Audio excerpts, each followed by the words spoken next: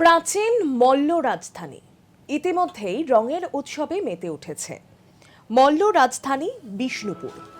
সেই বিষ্ণুপুরেও দেখা যাচ্ছে আজ থেকে আসি প্রত্যেকে রঙের উৎসবে মেতে উঠেছেন। বাঁকুড়ার বিষ্ণুপুর ছিল এক সময়ের মল্ল রাজধানী। রাজ আনুগত্যে কৃষ্ণপ্রেমে মাতোয়ারা বিষ্ণুপুরকে একসময় বলা হতো গুপ্ত বৃন্দাবন। দোল আর রাসে মাতোয়ারা হয়ে উঠত রাজধানীর সমস্ত শ্রেণীর মানুষজন।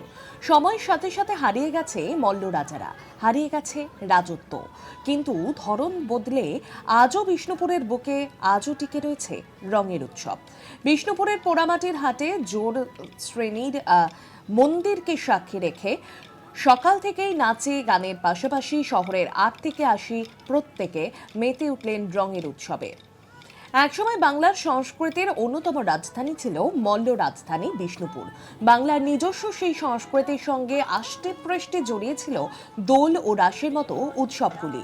সময়ের সঙ্গে সঙ্গে তাতে কিছুটা বদল ঘটলেও দোল উৎসবের সঙ্গে বিষ্ণুপুরের মানুষের আত্মিক যোগ আজও অব্যাহত।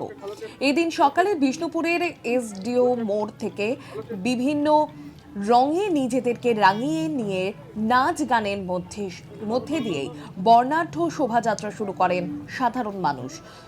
শহরের রাজপথ দিয়ে শোভাযাত্রায় হাজির হয় প্রাচীন জোর শ্রেণীর মন্দির প্রাঙ্গণের পোড়ামাটির হাটে।